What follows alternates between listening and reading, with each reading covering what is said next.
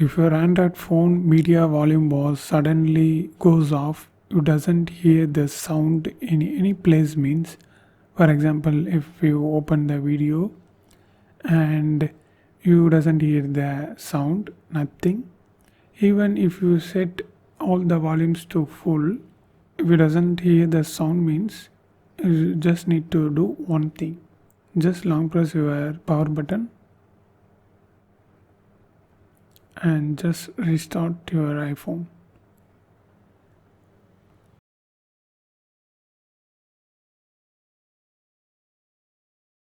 Okay, it's restarted. Now I open the settings, sound. Okay, I just change this to full. Yeah, now you can see the sound hearing. Let's check that, confirm that on the video. I just open the same video.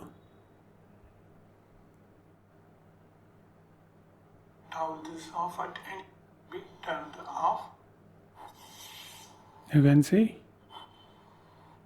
and the problem was fixed. So this is the thing. If suddenly your volume was muted means you need to restart your iPhone. Same goes for all the Android phones and iPhones too. So this is how you need to do. And if you want to know more videos about these topics, watch this playlist.